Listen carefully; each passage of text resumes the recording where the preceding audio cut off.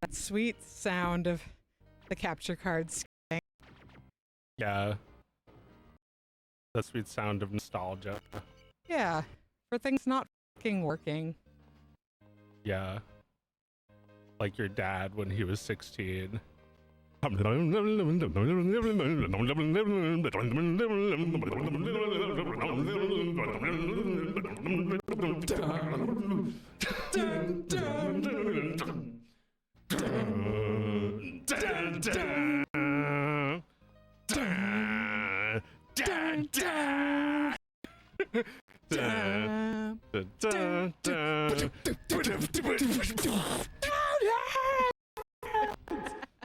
The feeling of hearing it for the first time and being our dad. Being someone's dad, maybe ours, like, you know, maybe it didn't actually do it all at once. Maybe you heard it really quickly at the store through someone's headphones.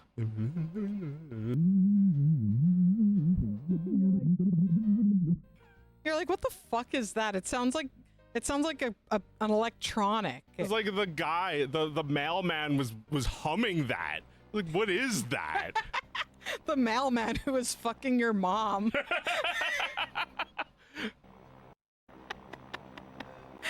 Yeah, you heard that for the first time, and then you're like, what the fuck is this? And then the second time you heard it, you were traumatized for the rest of your life. The second time you heard it was in a car commercial in 1998.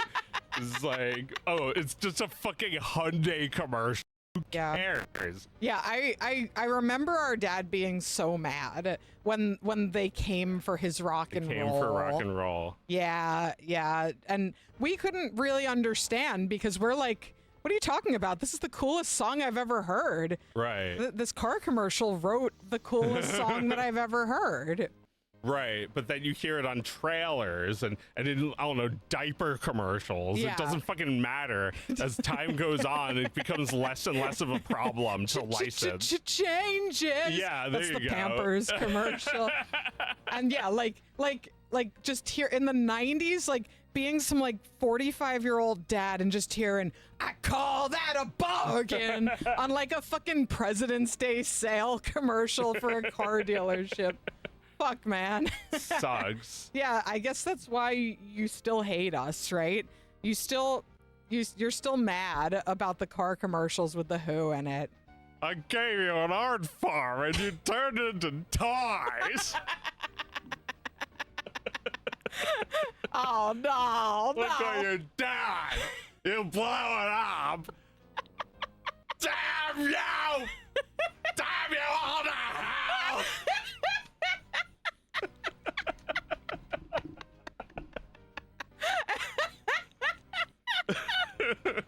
Yeah, this is just how we feel about Toy Story. Toy? Right?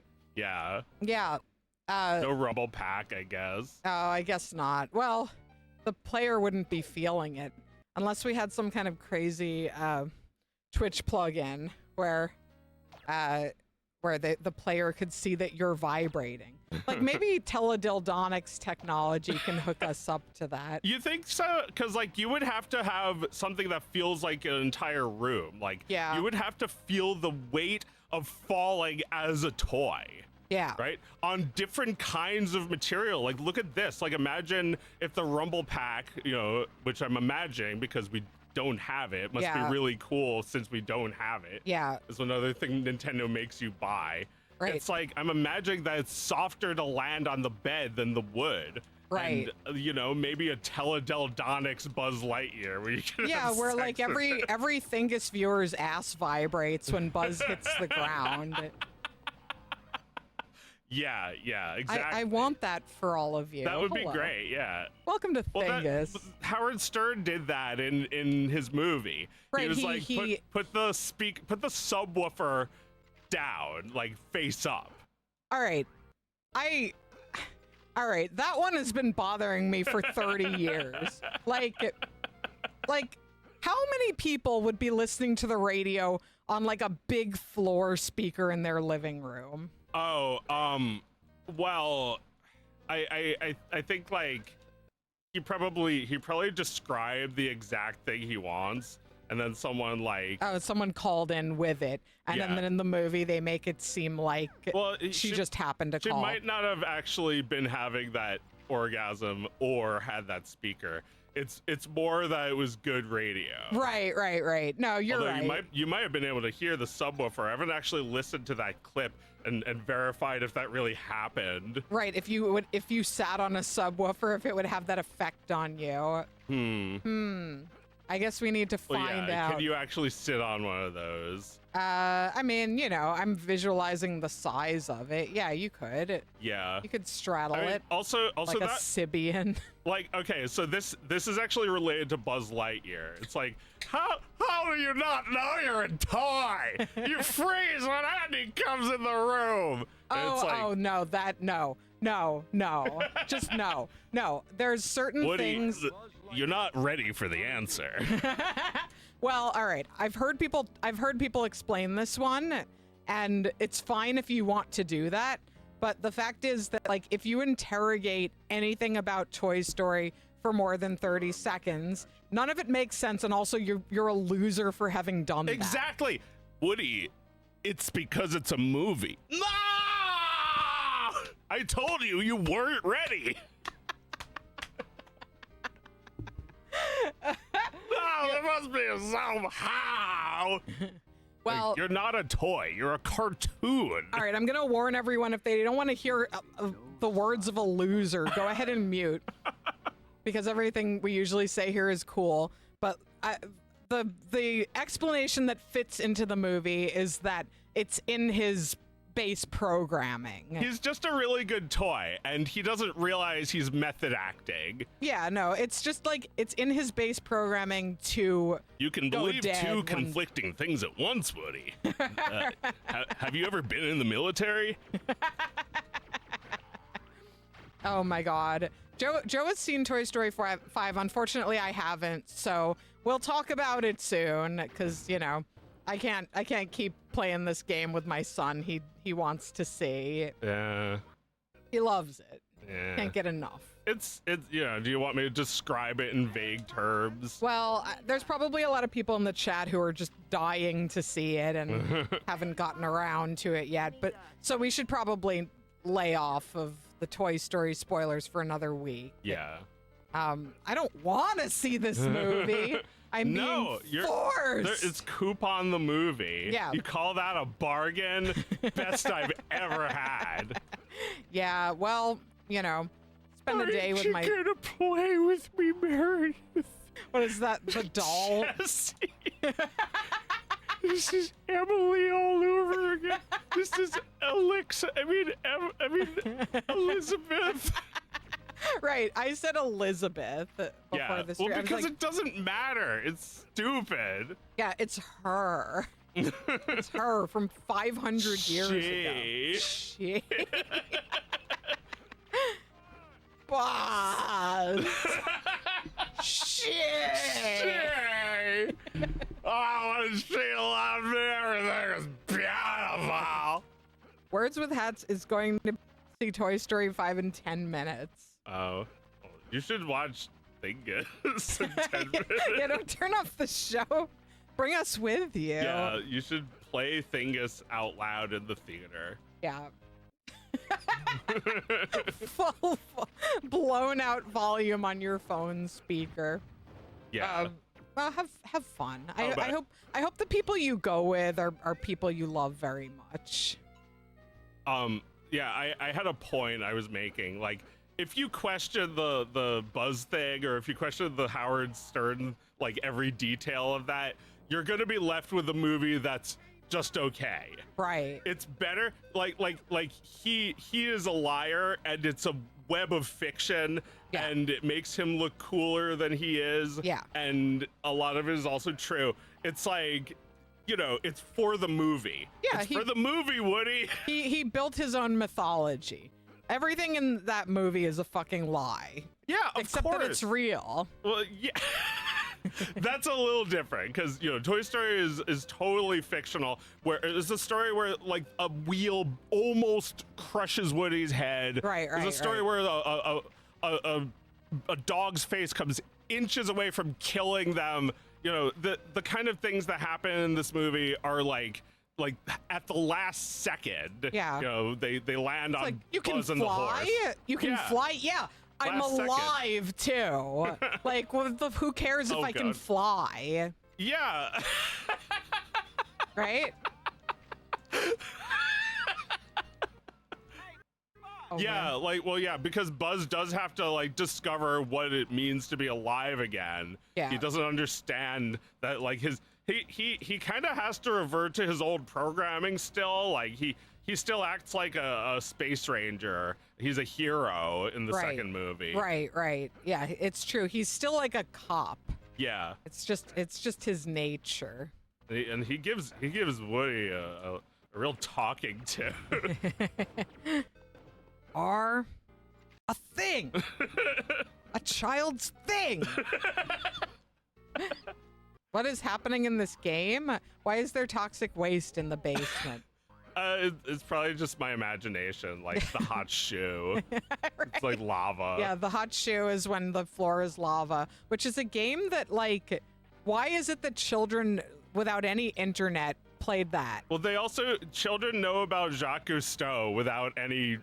They Well, just yeah, know. but TV doesn't teach you, right? You mean children who've never watched TV know about Jacques Cousteau? Well, like they hear the voice in SpongeBob, Mm-hmm. and they know it's supposed to be something Yeah, without knowing what it is. And like even as an adult, you might be a little like that. Like, yeah, I get the reference, but like, wait, do I? yeah. Do I I? just remember the other cartoons that did the same voice, probably. Right, you the remember older a ones. cartoon. You remember like a Looney Tunes cartoon that gave you all the information about the 20th century that you've ever known.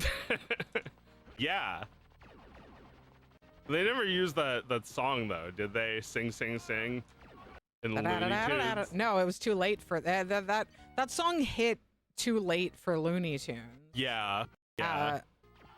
And it's not really their style. No, they're more 42nd Street.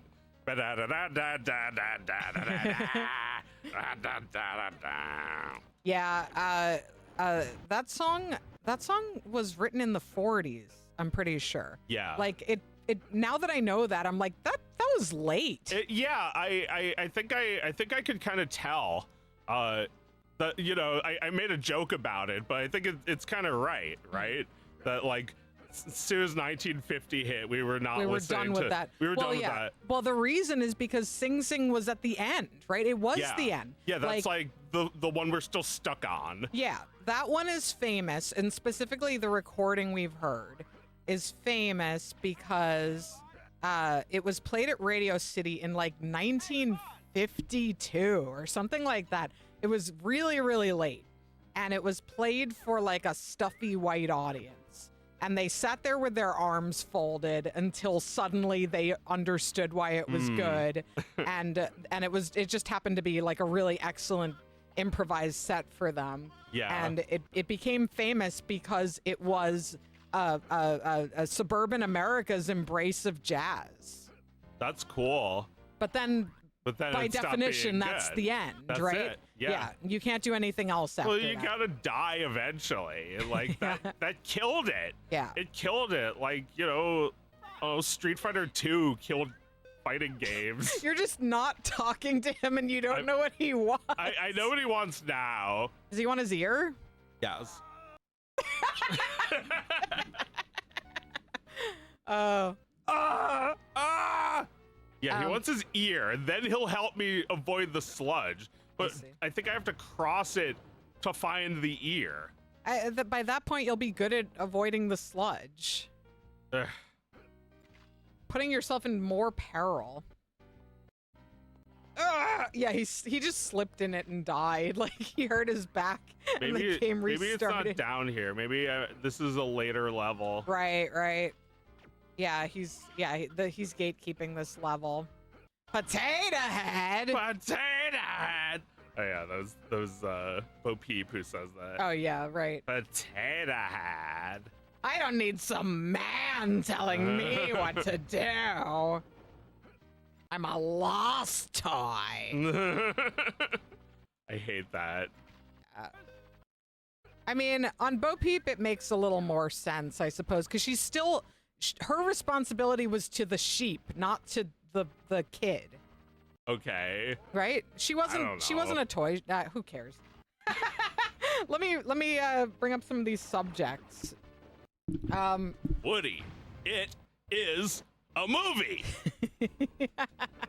I gotta stop letting these loser topics brush over me. Yeah, like why is Toy Story 4 actually good? Let's talk about that for 4 hours. Yeah, no. What an interesting time that would be. And as the years go by. This movie will never die. Ugh. You know, like at the beginning of this game, they show you like this sweet smiling portrait of all your friends from Toy Story 2. Yeah. And they're your friends, you Your know? friends. Yeah. And you know, I think we've been on this tip for weeks now. We can't shake it that they gave us friends and then they ruined it. They made us hate them. Well, it's okay because like I've been thinking about this too. Like John Lasseter famously talked about an anecdote that changed his life. That he saw a little boy with a Woody doll and said, "You know what? He's not mine anymore. He belongs to that kid." That that was the first time I ever felt that, and it's true. It's not just ours anymore. But since then, the company, you know, by which I mean Disney, because Disney really owns it, it's been clinging tighter and tighter to that Woody. Like, still shoving it in our faces. Like, you can't play with him. Like, fucker kid is trying to get you to look at him play with his toys. But the fucker kid is like 60 years old. Yeah, he's annoying. It's like it's Al. It's like, yeah, you can't touch him. You get your sticky fingers all over the priceless collector's item. Yeah, they became Al. This thing that they hated. Like, just let me run in a circle as Buzz Lightyear, and call him Wuzz Lightyear. Call him Buzz Lightyear. It's like when I make those little parodies, the top comment says it all. I'm just a kid playing with toys. That's what it really feels like. Yeah. I love when Joe is just playing with toys. Just playing toys. Yeah, I love playing toys. Well, yeah, because want to play toys. They do show that in like the newer Toy Story slop, the like imagination fun that has no real structure. But like it's not fair if you haven't given children a real way to play with Toy Story. Like, even this is a unique way of playing Toy Story. Right. You get to play toys. Yeah, like you get to be Buzz now instead of that wimpy cowboy doll. This reminds me of my school's animations, like my school MYIT. The stuff you would make in class. The stuff that like people who went to that school would make. Mm-hmm. Like there was like this one about a kitchen. It was cute. Yeah. It's like really basic. It's just like a meal being prepared. There's another one about like a tomato or something. I don't know. There seems like a recurring thing in the MYIT student films. I haven't kept up with them though. Right. I should check them out and see what they're like making. now. Yeah. I mean, I hope they're still doing things that are kind of cute and rudimentary like that. Yeah. You know, like my fear is that they're trying to do very ambitious things and they're using AI to do it. And it all looks very generic. You think they're teaching AI to the computer graphics students at my old school? They're using, they're the Institute of Technology. Every university has these fucking contracts with the AI companies. So I would be surprised if they didn't. Oh, so what are we thinking? That like they're saying like you can use Claude to like run multiple tasks at once? Yeah. I mean, whatever. I don't think that's like, you know, I was like talking myself out of that last time because it's like, I don't know, when I do the boring shit, like at least I know what's been executed. Like, yeah, I don't know if I want it. Yeah, like I don't know if I wanted to like run a bunch of things, like have access. Oh my god, look at Wuz's face. What? No. Yeah, let's take a look at that face real quick. Can I? Oh, It was like for 1 second. It won't let you. Wait. They don't want you to see it. No? You don't want to see it. Yeah, it's yeah, my old school, NYIT, that was where the works was being created. That would have been the first computer animated film. If the engineers hadn't patented all the ideas, taken them with them, and moved to Lucasfilm. So like the works was ultimately shelved. But there's a few tech demos of it that look cool. That are there was an uploader who made who put like 1 million old things on YouTube from the computer graphics lab. That's cool. I mean, that stuff should be preserved, just to see what people found compelling at that point.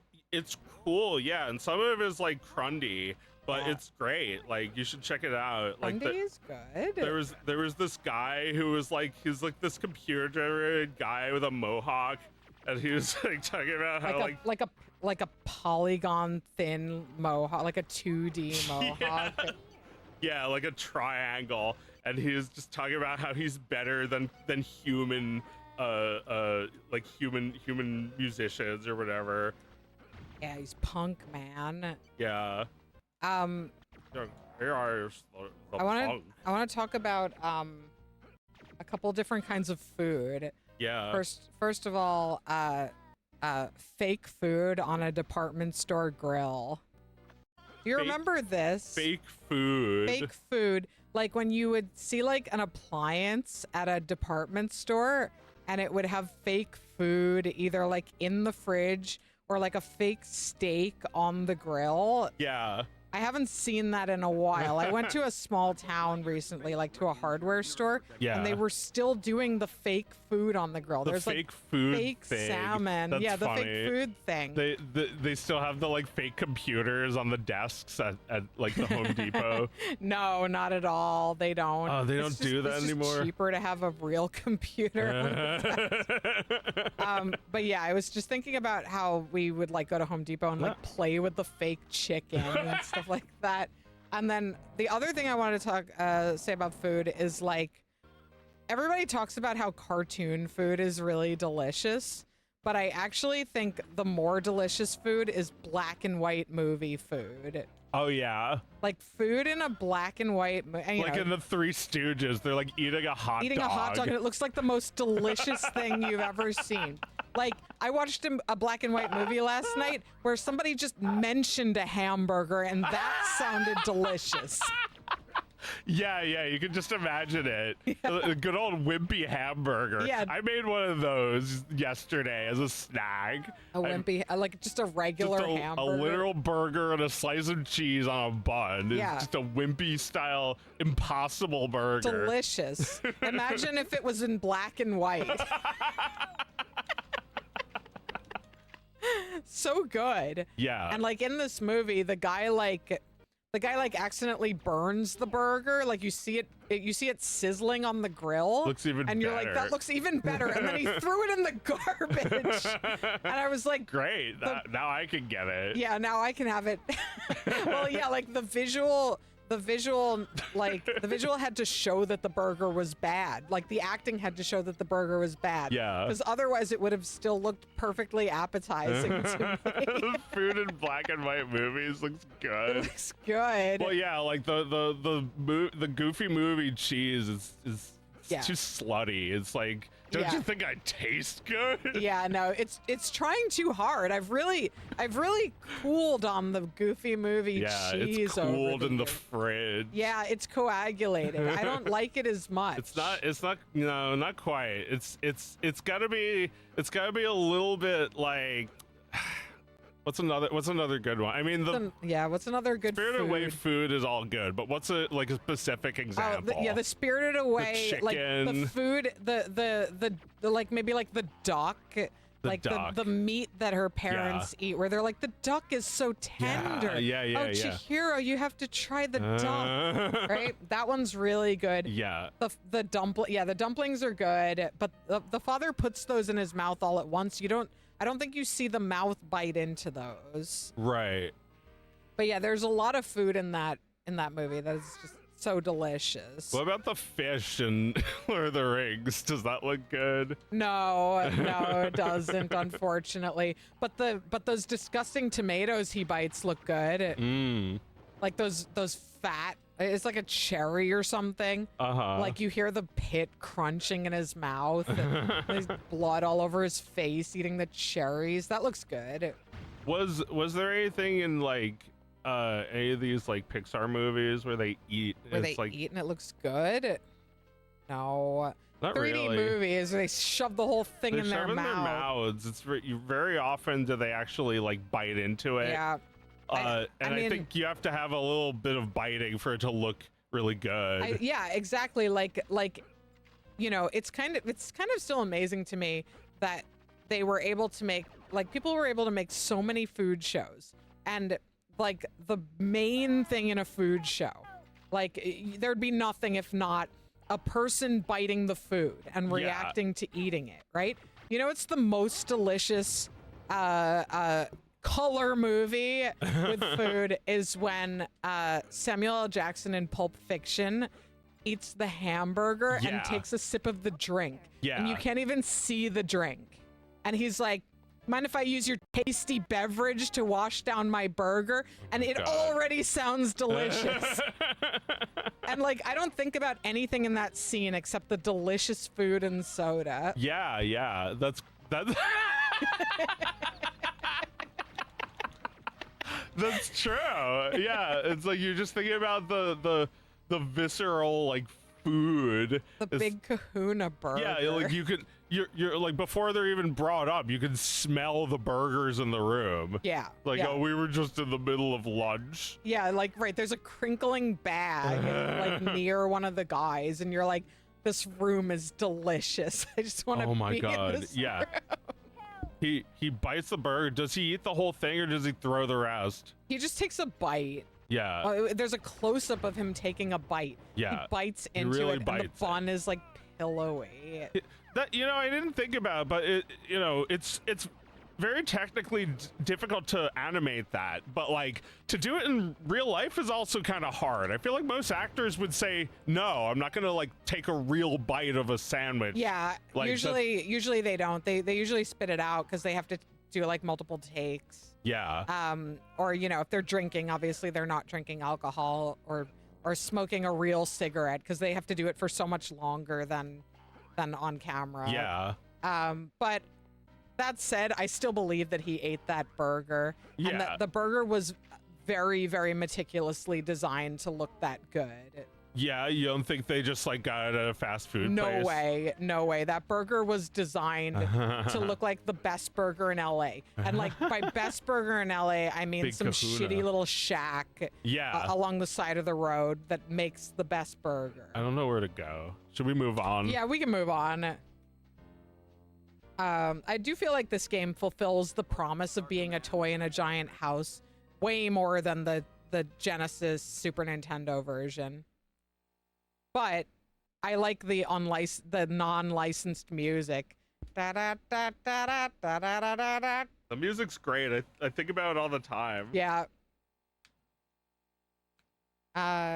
Yeah.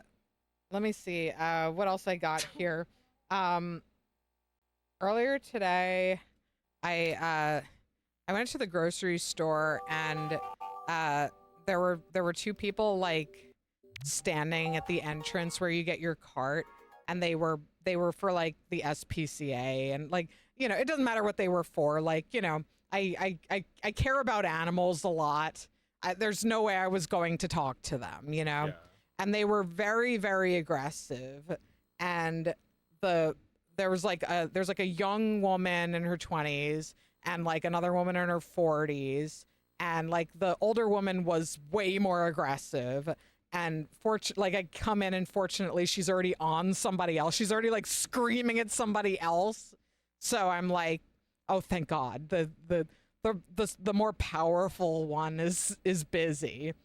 I go to get my cart, and the young woman looks at me and she's like, "Where did you get that jumper?" And I'm just like, I'm wearing like an $8 pregnancy jumper from Old Navy. It's like 1 degree off from like a bag of potatoes. It was the most bullshit compliment I have ever been offered, maybe in my entire life.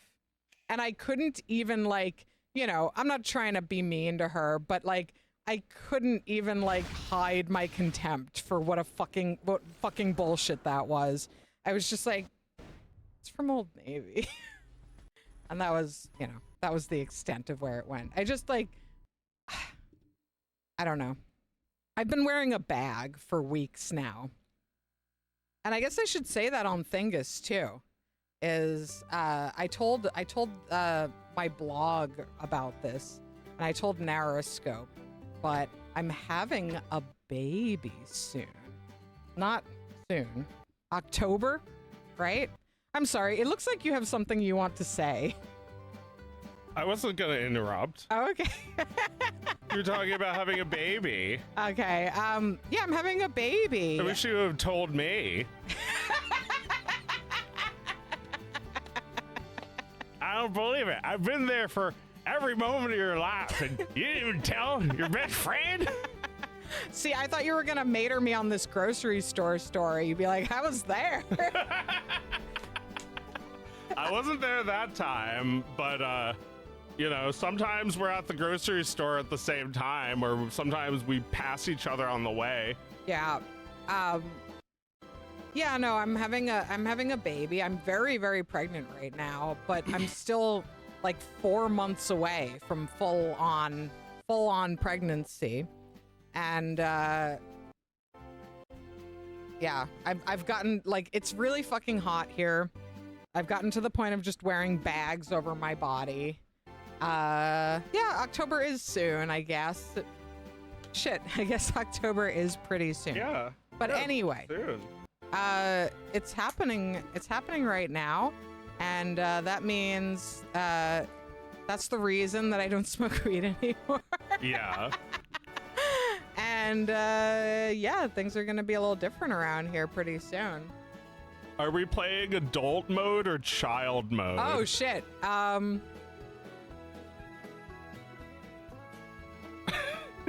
Play adult mode. You'll smoke weed for me, thank you. Here, you can be player one. You can all hit the good shit for me for the next year and a half. It's gonna be a long time, but last time I felt that way too. Am I doing something? We're just waiting for the loading. Oh, okay. I am speed. You're happy to help. Thank you. Four losers. I think this is a multiplayer game. Let's do this. Is that Owen Wilson? Well, I know Tom Hanks is too big to do the voices, but what about Larry the Cable Guy? This is skipping a bit. Yeah. Is the TV volume on?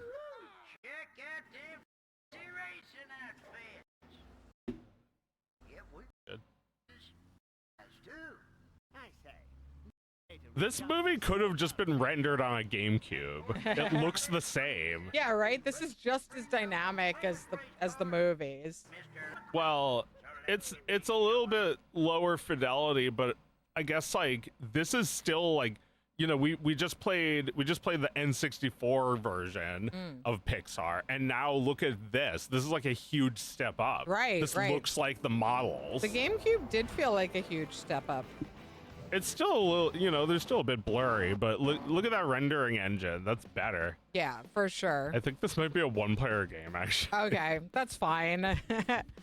I wasn't gonna get particularly good at this. But yeah, we were thinking of playing the Pixar games, whatever Pixar games there were, and non-Pixar games. This kind of looks like fun. kind of fun. Kind of fun. I mean, it feels like the world that they made for the movie. Yeah, yeah. This feels Well, like the they don't- road that he had to pave, right? They don't really do this anymore. They don't really make Toy Story 5 the video game. Is that true? Or licensed games not a thing anymore? There's no Toy Story 4, the video game. No? There's no Toy Story 5. They probably just make like Toy Story the gambling app for your child on iPad. It's like they made the real iPad that can get your child addicted to Toy Story hentai and gambling hentai. You have to get rid of the jogging stroller. I never used the jogging stroller either. I used it as a regular shit. stroller, but I didn't jog. What kind of fucking idea did I have that I was going to be jogging jogging stroller. with the stroller? Yeah, that's just like some like synergizing yuppie bullshit. Yeah, exactly. It was stupid. I mean, I didn't regret getting it because it had big rubber wheels, and those ended up being like really good for like climbing stairs and stuff. But yeah, like I tried it like once or twice, and like if you don't want it to move all over the place, you have to lock the wheel, and then that means you have to like really actively steer it while you're running. And it's like, why don't I just like give the basement to my spouse for 30 minutes and go for a run by myself and have my Yeah. own life? Why do I have to turn this into two things? You shouldn't. That's dangerous. Yeah. You're gonna kill your baby that way. Yeah, exactly. You're gonna run into the road with your baby. You know, a safe driver is gonna run them over. Yeah, no. There's all kinds of shit that you think you're going to need for your baby, and then you just don't. I'm a little experienced, but the technology has also updated this. You know, I had a baby 8 years ago. That's like an entire generation of baby technology ago. So already I'm getting like, the new baby monitor I'm getting is like, you can like watch it on your phone instead of like watching it on the monitor, and mine does both. It like it's on a closed circuit and you can watch it on Wi-Fi. So I can, walk down to the pub and do what I want to do, and the baby is fine. It's fine. Just go to the pub, get a pint. Yeah, that your kids are gonna have the same age difference as you and your brother. Joe and our older brother have the same age difference as my kids are going to have. But no Meredith in the middle. Meredith in the middle. Hey, kid, you ready to go after the More AI integrations in your baby shit. Definitely. Definitely. Like AI literally in the grades your shit. baby shit. Yeah. They're training on your baby's shit. It speaks with John Ratzenberger's voice. Your baby's sick. You better do something. Baby was not a good investment. Yeah, no middle child in this house. Oh. Like same old shit with my son, where I told him he was gonna have a sibling, and he was like, "What if you have a third child?" Same old shit. Same old shit. Where you give a dog a biscuit and he goes, "More." I got half a second before he wanted more. You haven't even had it yet. No, I haven't had it, and he wants another. Yeah. A dog of wisdom 7? Do I have to? Can I have more? Can I have another? No? Come on! Why not? Yeah, I mean, this is kind of neat. You can do silly lightning McQueen things. You can be silly. You can do that. And the game's not mad at you for doing this? No, I'm just fucking. I'm just fucking around. Yeah, it's cute. Like Mario Kart World. Yeah, it was like GTA or Mario Kart World. That is fun. Yeah, that was something I loved about Lego Island when I was a kid. That is like there's like just this open world for you to run around into things. Yeah, this isn't bad. I gotta say, I think this The is my only game that favorite. worked. This is my favorite one so far of the Pixar games we've been playing. Well, you know, the thing about like Cars was like they invented this like way of like animating it, like so like the cars could be animated to the track and like parented to the track. And like I looked at the old The Works video, the stuff that was uploaded recently, and it looks like they also figured that out back then in the 80s, which is kind of cool. Yeah. You know, now it looks like they, you know, this is a video game with actual physics, but like to make it animatable for the Pixar animators, they like came up with that like bound to the track thing. But like, yeah, like you see it in those old videos of like the little robots going over bumps. You see their wheels just like adjust to it. I'm pretty sure they figure that out, how to do that automatically In the 80s. Yeah. That's cool.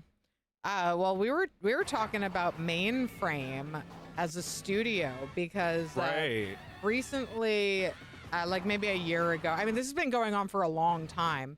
The fans of Reboot, the adult fans of Reboot, have been looking for the original master tapes. And for those who don't know, Reboot was a TV show in the early 90s. Right. We're talking like 91, 93 maybe? I think 94. Okay. This was before Toy Story, so it was the first 3D show. Yeah, it was the first 3D show. And like, I gotta say, like, I put it on for my kid the other day, and I was like, before I did, I was like, he might not, this might just look too old to him. It looks better than Paw Patrol. It does, yeah. It really isn't bad. And yeah, so it's an old ass show from the 90s, a very corny Canadian sensibility, very dorky computer jokes about living in a computer. And it ran for like much of the 90s. It kind of, you know, got canceled and came back and came back. Yeah. And yeah, anyway. Toonami. Yeah, it was on Toonami. And anyway, the Reboot fans have been trying to track down the master tapes for years. And they finally found them. Nice. And then they were on these D1 cassette tapes that are not playable by, you know, conventional hardware. So they had to find that, and then they had to find somebody who had the player. And that's not like somebody they could find within the Reboot fan base. They had to put the word out far and wide to find. That didn't hurt them very much. Yeah. That didn't happen fast. They had to find the D1 video player so that they could then begin the process of digitizing these tapes. But anyway, long story short, about a year ago, they started uploading HD versions of the show to YouTube. So you can actually watch it in HD now, which is pretty amazing. You just hit Mater as much as you want. Get his ass! It doesn't hurt him very much. Like, I want to see him go flying. Yeah. It tickles him. Yeah, I want to see shit flying off of him. Yeah. So, did our son like this show? Yeah, he did. He enjoyed it. You know, anytime I'm like, hey, dude, you want to watch a cartoon? And I put some old shit on for him, he's very, very happy. But yeah, he liked it. He thought it was funny. And he likes that it's about being in a computer because he really likes computers. He likes robotics and, you know, things that involve coding and numbers and stuff. So he was in heaven. It's cool, yeah. I mean, especially if you've never seen anything like it. Yeah. I think you know, we have to think like it's not an obsolete machinery. You know, the shit it was made with is obsolete machinery, but it's not. It's art. It's forever. It's like really good record of that time period. Yeah. and I'm just like amazed that it was made in that time period at all. Like, what a distant dream that must have seemed just like a few years before it, in the 80s, when they were making like the Talking Heads video and stuff. Yeah. Anyway, according to you, Joe, Mainframe still exists. I think so. Yeah, I think they well, I saw a Twitter account, I saw a Blue Sky account that claimed to be them, but they didn't have an icon, so it's probably them. Well, I think they had to release the rights for the remastered tapes. Yeah. So at very least, there is somebody who's administering the IP. I don't know who's looking for it these days. They clearly are in communication with the fans, so maybe that's what they do, is they just like they uploaded it to their own YouTube channel. Is it right? theirs? I believe so. I saw uploads of it. Although, when did this happen? Was this 2 years ago? It's like a year ago, and I think it's like ongoing. Then that must be them. That must be the master tapes that were uploaded to their channel. Mm-hmm. That's their channel. So, they'll make YouTube ad revenue on that. Right. They're not a big company, but they have their own catalog of shows to promote. Right. They can re-upload them. They can make I don't know. It could have like a sort of like Futurama DVD effect where people who've never heard of it are getting into it now because it's like a free show on YouTube. Right.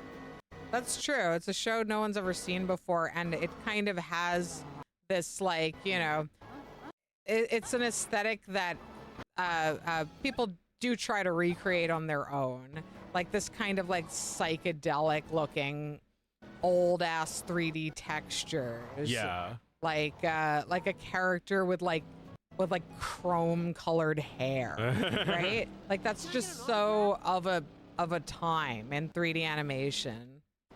Yeah. I feel like there are people who are very fond of that, who would be interested in it. Yeah, like characters who were like made of computer. They're like a robot, or they're like a computer program, like Reboot. Right. Or just people like interested in like 3D animation and its history would be interested in that. If you like The Matrix, you'd probably like it. Yeah. Right. It's true. It's about being alive inside computer. Help, computer. What else I got here? Mel Brooks is 100. Yeah. Our boy. Yeah, our guy. Yeah. Our king. Our president. Yes. And king. 2,000 years old. You know how he does that? He never rides on the first or second or the last seat of an airplane.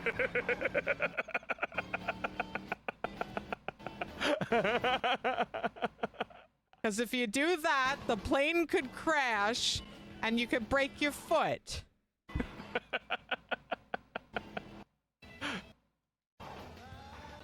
Was it him who said that stubbing your toe is tragedy, falling into an elevator shaft and dying is comedy? I don't know if he said that, but it's great. Yeah.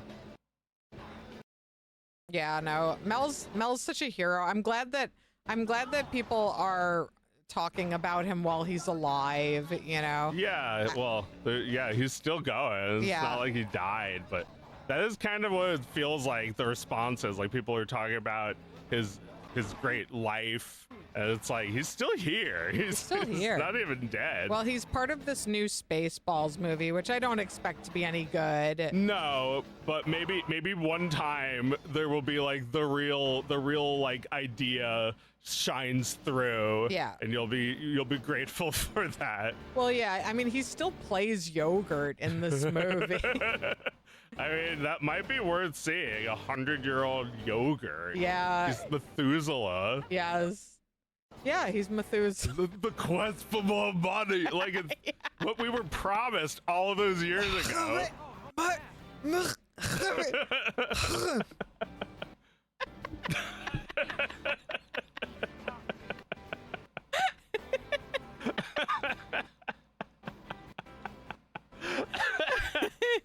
Yeah, Spaceballs especially is really important to me. Yeah, and I don't think anybody who like lived through more of the Mel Brooks eras than that would agree with us that Spaceballs is the best. I feel like a lot of people only find Spaceballs tolerable. I think Spaceballs is great. It's as good as like a real Star Wars movie. Yeah.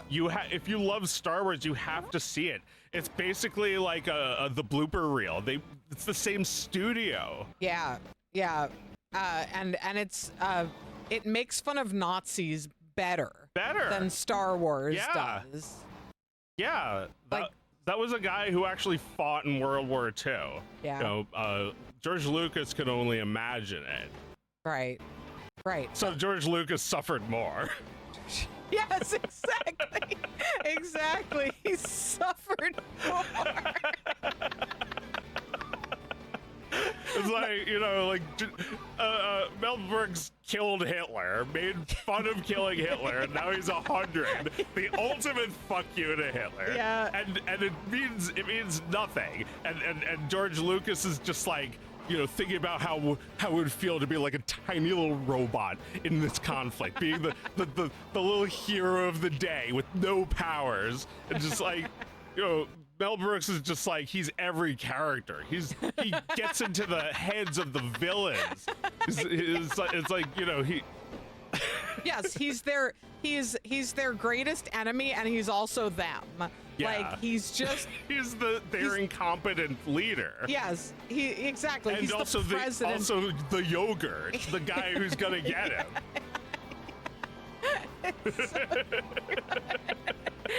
Oh my God. Yeah, no. George Lucas could never. No, I mean, I think George Lucas probably needed someone like Frank Oz to envision Yoda, and you know, I know it's just like a rip off of Yoda, but yogurt is like, you can only really get Mel Brooks to do that voice, right? Yeah. Yeah, to tell you that the Schwartz is bupkis. I found it in a Cracker Jack box. Yeah, the Schwartz is in yo. It's in you. Exactly. And that you don't have to, you know, we don't need more movies anymore because Spaceballs exists. It answered the question. It's, you know, it's it just the sing. It killed the genre forever. Yes. Yeah, this shit's stupid. Yeah. This shit's fucking stupid. The Planet of the Apes are being invaded by Spaceballs. Just stupid. Fuck all of this. Stupid fucking idiot stories. Well, yeah, like in 2000 or no, in like 1999, they made the new Star Wars prequels. Yeah. And like, I guess that was, you know, enough time for George to realize that like it's not over. The amount of money you can make is definitely not over. Yeah, exactly. The search for more money had just begun for him. Yeah. I wanted to talk about prequels because Right. I've noticed Prequels. I've noticed that prequel gets misused a lot Let me back up. lately. Yeah. And you know, I don't think anyone means any harm when they say this, but I'm here to set the record straight.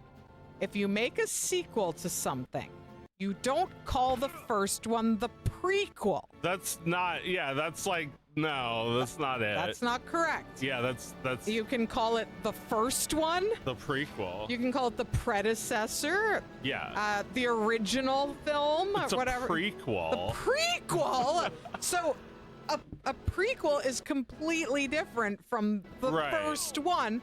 A prequel is a sequel full of lore that no one asked for. Right, answers to questions that you wanted to wonder about. Yeah. Like, what's the back rooms? Yeah. Have you ever wanted to know? No! No. I wanted to wonder. I wanted to wonder, and you took wondering You took- away. You gave me the answer. It's like, well, I don't know. I haven't seen it. I haven't really thought about seeing it. I just think how interesting it is that I'm against that. Because Yeah. it feels like someone's trying to interpret it And it's Yeah. like, that's okay. I'm okay with the one image of the backrooms being this eerie place that exists in another world that you could accidentally find yourself into. Yes. Like, that's the entire story for me. I don't need to know how to get out of the backrooms. You don't need more. I'm not familiar enough with the backrooms It's to just know. like a meme. Yeah. Like that. I don't think the people making the movie own the backrooms or anything. Right. Yeah. It's just a further exploration of it, right? Yeah. So yeah, the thing with prequels that I've been thinking about, Prequels. because I was talking to I saw my friend Evan tweeting about this today, like about world building and Yeah. lore, and how world building and lore distracts from like the real shit, which is telling a story. Of course. It impedes you, and it just made me think about how in a lore obsessed world, a sequence of events, a timeline of things that happened is meant to be categorized in the order that it happened. And it's like the events must be chronologically documented because the places and the things that happened are the story, are the substance of the Okay. thing, not how they were told, Yeah. not the manner in which they were told. Because like the idea, like the thing Evan was criticizing was like there was like some post that was like, before you set out to build your world, there's a few things you should know. What kind of song, what kind of school do they go to?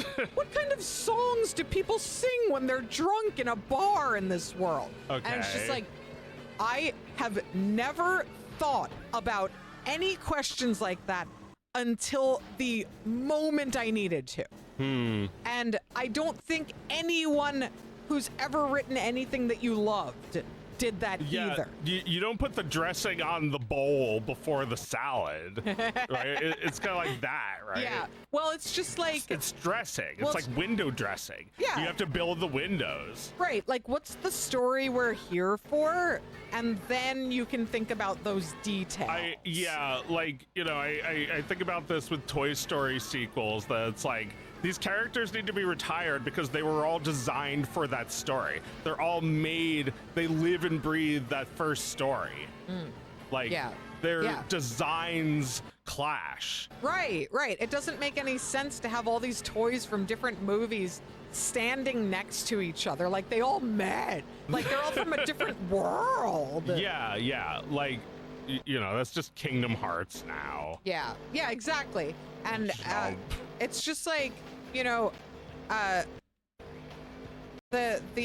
like I don't think Tolkien wrote like this either. I don't know enough about Tolkien, but I don't think he wrote like this. I don't think the point of like showing you the map of Middle Earth when you open the book, and I don't even know if it was originally published like that.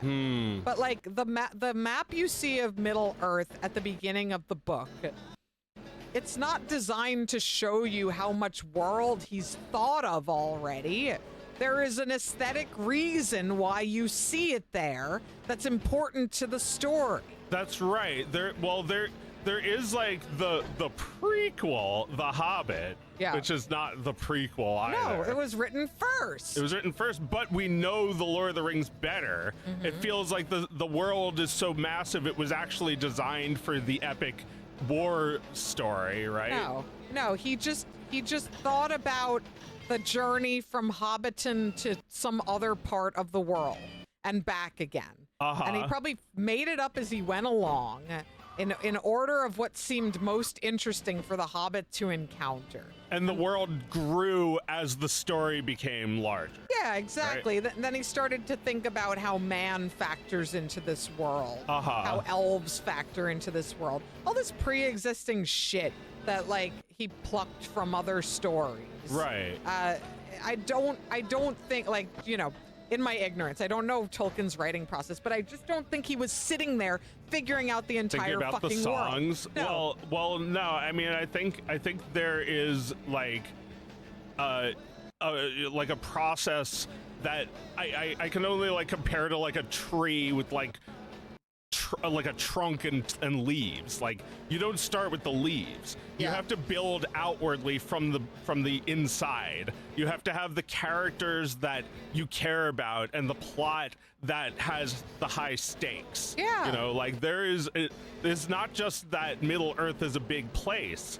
You know, this is a big place. Yeah, this is a you big have place. to want to save Middle Earth. Middle Earth is a place of wonder and danger, and it's always fucking in danger. Yeah. And it's only in danger because it's only really contained within this story.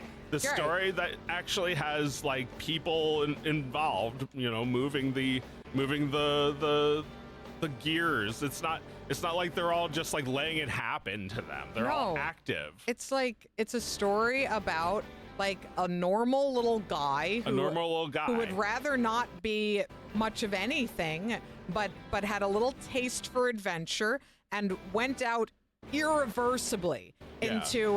into the horrors of the world. Yeah. And had no choice but to stick to it and see it through because the times he lived in mandated that like everything, you know, I'm talking about first I'm talking about The Hobbit and then I'm talking about Lord of the Rings. Yeah, like yeah. this idea that he didn't want to have to do any of this and he did it anyway, and his angst over the fact that he couldn't go back to his beautiful but small-minded little world, that he had to be exposed to the world and the danger of the world is like compelling because there was war, you know? Yeah. Because we want to feel what it's like to have ventured into these wars and believe that we were never ever going to come out of them, Yeah.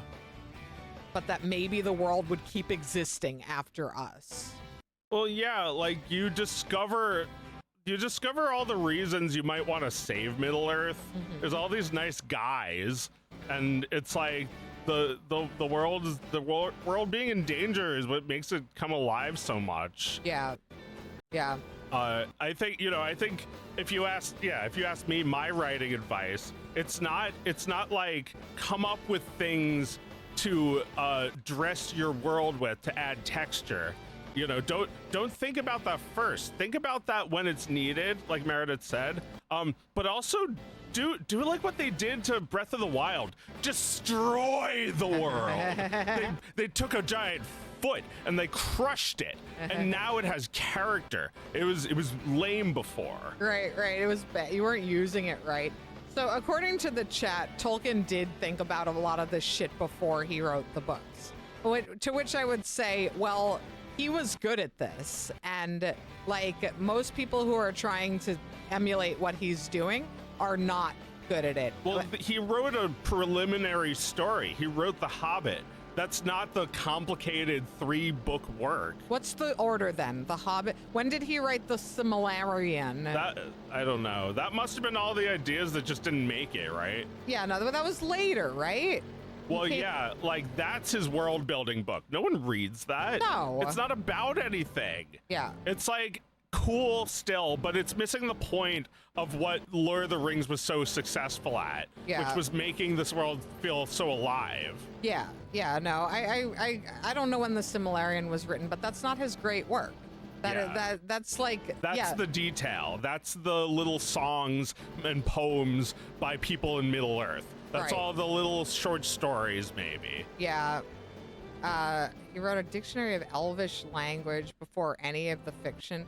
Yeah, who cares about that? Okay, but you didn't have to do that. That's just something that he had to do. And yeah, that's great. But like, I think it's like when you tell people to make your world feel alive, you don't think like you have to write the national anthem. Like it's not necessarily like that. Right. It's more like he understood what the story was going to be about. Right. Who the story would be about, what the themes would be. Right. He knew all of that stuff first before he started making the elf language. He knew where the elves would factor into the grand tale of Middle Earth. Right. He knew that they were the wise ones and that they had the magic or whatever. Yes. But he saw like these people in real life, and he and he appended these like fantasy tropes to them Yeah. to make them feel real in this world. Okay, you're saying that his son put the Silmarillion together. He didn't even prepare it for Oh, I publication. see. So then it's not even anything. That's just his notes. It Why is do his- people act yeah. like that's a book? I've read it. It's not a book. It's like, yeah, it just feels like little ideas. It is his notes. Yeah, it's just his notes. I mean, like, I guess, you know, what I should say, like, the thing I'm getting at is that, like, people are obsessed with world building. They're Yeah. obsessed with world building as if it is in itself a skill. And I just disagree. I think it's completely fine. Tell a good story where details about the world are coming to you as you're telling the story. And I also think it's fine to forget details about your own world and be inconsistent over time. If the story is compelling, that stuff really doesn't matter that much. It's really like, you know, you watch like an old season of a show and you're like, oh yeah, they didn't like plan any of that later stuff yet. So there's like some inconsistencies here. Like, who cares? It's the same shit with Star Wars where, you know, the thing you really care about is Luke and Han Solo and R2-D2 and, you know, make sure that they all survive by the end.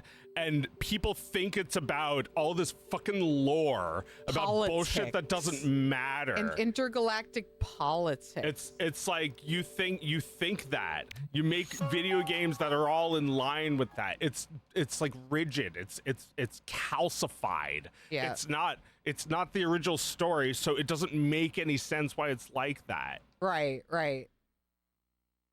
Okay, here's a quote that Gabby posted from Tolkien.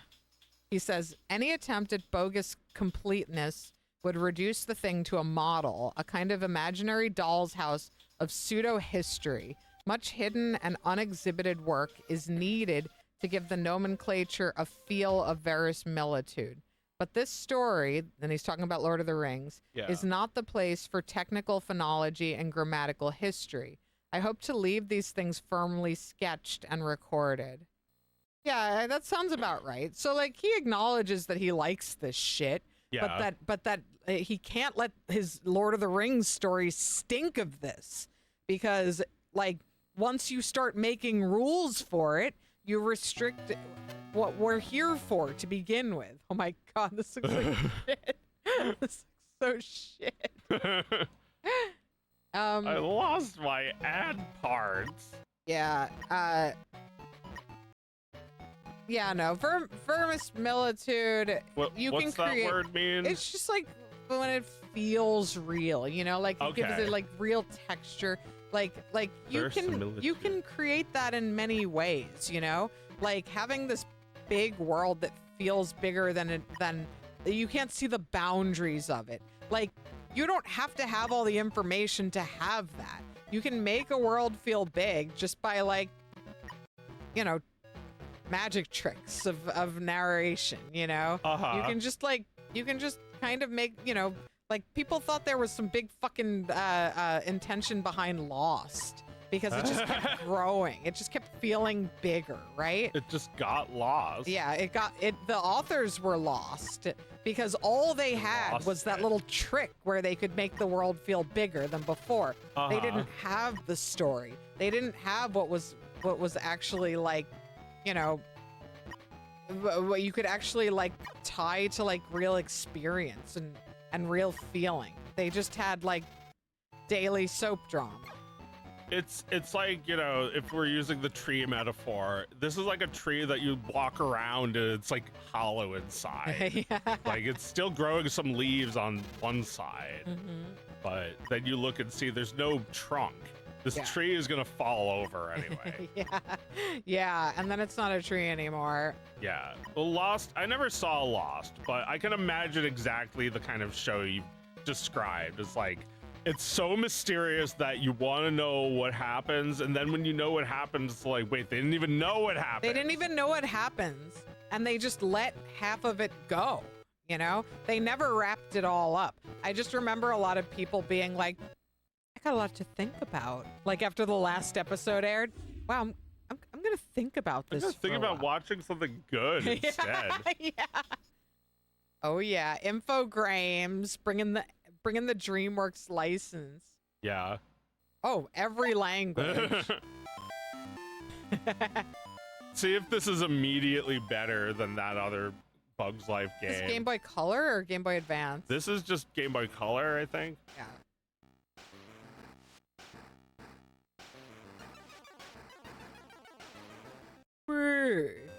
Oh, that sprite looks rough, man. That does not look like Z. We want Z! Looks a little like him in that picture on the bottom. Which should definitely look bloodier and bloodier as you play. Yeah, the story became the mystery of what it could be, right? And they were never able to fulfill that. Whereas, like, you know, Lord of the Rings plays out like a war story. Like an excellent war story. The one of the greatest ever told. You have to have, like, characters' perspective. It's not a real world. I'm sorry, Woody. I'm sorry to tell you this, but like the world you're building is only visible from certain angles. Yeah. And like, like Toy Story, you can't examine it too closely. You get toothpicks holding it together in the back. Yeah, it's fragile, and you should love it for what it is and what it can be to you. Not that it can be everything to you. Maybe you could get married there in VR chat, but like that's not the same thing as living there. No, it's not the reason you loved it. Right. I don't know if I'd want to be in Middle Earth. I'd probably be killed. I would be killed. Absolutely. Or I'd be a killer. I'd be hardened into a murderer. Yeah. Well, yeah. I mean, you see that like a sensitive but misguided Smeagol turns into a monster. Yeah. If you don't have the moral fortitude that a couple of rare hobbits have, then you're gonna get lost in darkness. Yeah. Bugs Life forgot some ant lore. Z does have more limbs than Flick. He has the correct number of ant limbs. That's right. They have a lot of legs and ants. Yeah. Yeah. Yeah, I think Z gets a few more things about ants right. Ants gets more things right about ants than a Bug's Life. Yeah. They're Jewish. Well, they're he's Italian. Jewish. Yeah. They're working class. Yeah, they're working class. Oh, that is. I think that is ultimately the reason, at the end of the day, that Ants is a better movie than A Bug's Life. Yeah. Is because it actually is a movie about it's like a class comedy. Right. And Pixar is completely allergic to anything resembling a depiction or commentary about class. Right? Like, there's these drawings are kind of cute, but they don't look like the characters at all.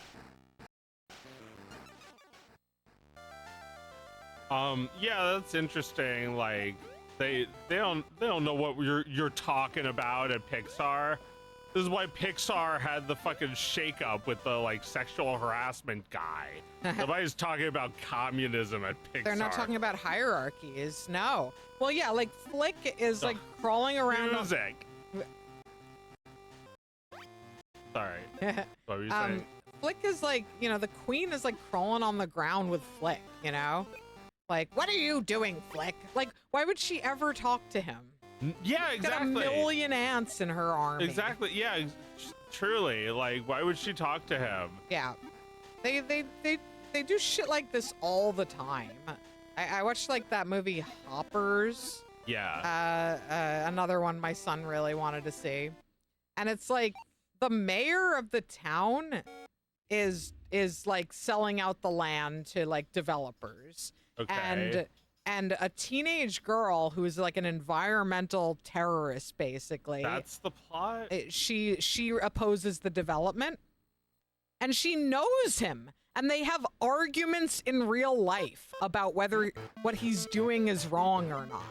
Okay. And there is absolutely no separation between like a regular ass citizen, child of a town, and the mayor making these consequential decisions for everyone. Just has him on speed dial. Yeah, just has him on speed dial, and he's like, "You're wrong. I disagree with you." I mean, it's like a cartoon, but it's still, you can't believe that. You can't believe that he should have no idea who she is. Right. Even as a cartoon, it makes no sense because it feels like the creators are blind to this sort of thing. Yeah, to like what politics would actually look why like. don't teenagers just call their representatives?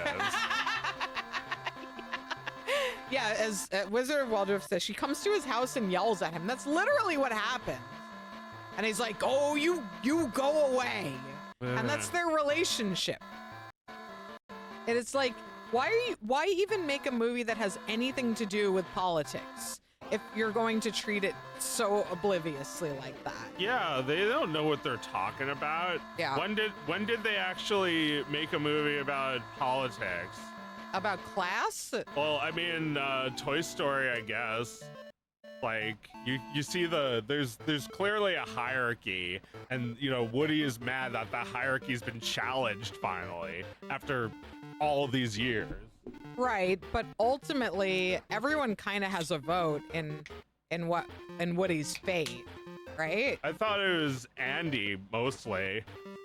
Oh, here's their boy king. Well, he's the one who decides who gets played with. Well, yeah, but they all like have basically the same material circumstances. You could argue that Sid comes from a working class family. His parents don't seem very present. His life is tumultuous, and he's a bad kid. Yeah. And then Andy's parents are Andy's mom is trying to move them away from there, right? Yeah. Right? I feel like you can make that argument. Any others?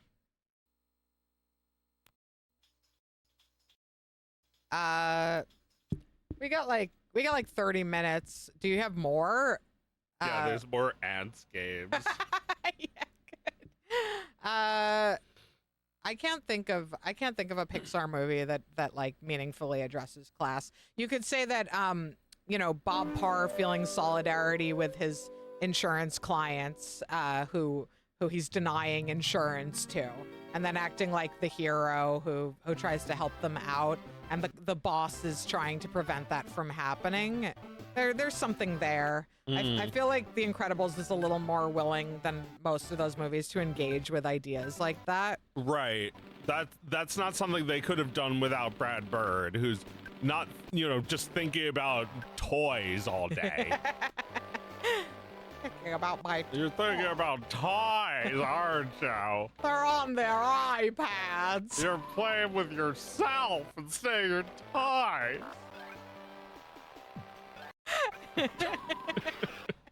I was thinking about that like Andy put his toys in a chest so they can't watch him masturbate. But Sid, he's all fucked up. Yeah. So he needs the toys to watch him masturbate. Who are you? Are you the princess? I can't tell the difference between these characters. I think this is Z. They just made him cuter. They made him daintier. Bug fart. More believable that someone would ever want him. Yeah. Yeah, no, I think he's just lower res. He's not actually better looking. No. They made me low res. I can't do a Woody Allen impression. My father left when I was just a lava. the whole system.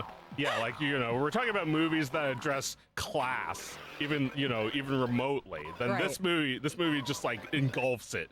The whole system just makes me feel insignificant. It's like that's the fucking point. Yeah. And they had to do that because Disney will never do it. Yeah. They were real competitors. I mean, the first movie they made was Prince of Egypt, which is all about letting slaves, like giving slaves a completely different life from royalty, Yeah. and how a normal person cannot allow this to go on even more. Even if he's living in peace, he can't let this go on. Like, it's a story that Disney can't tell. Yeah. No, I mean they don't care. They don't know or care. I mean, which is a little disappointing because we did kind of, we saw a few good Toy Story movies from them and assumed that they should make like half of the fucking movies in Hollywood. It's like they don't always know what they're talking about. No, usually they don't. They only knew about toys. They know a lot about toys. Yeah, but that's like pretty much it. They really did use all of their ideas on that first movie. Yeah. And had to grasp for ideas after that. Yeah. They only made those movies to prevent Disney from this is what I wanted to talk about, the canceled Toy Story 3. Uh-huh. Hey, Woody.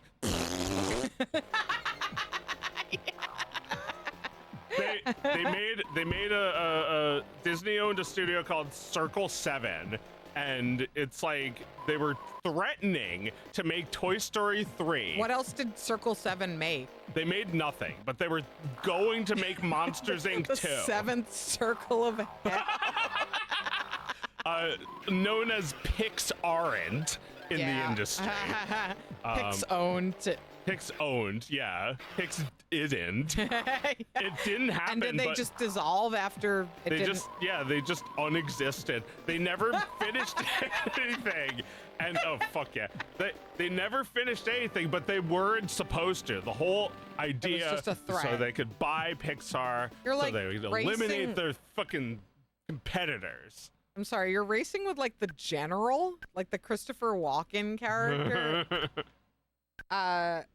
Oh, I had one more example of Disney refusing to engage with class. Why do Goofy and Pete have the same job, but Pete has a luxury RV? Because he's a criminal. He's engaged in like illegal schemes and like shakedowns. He's like always beating people up for their lunch money. He doesn't care.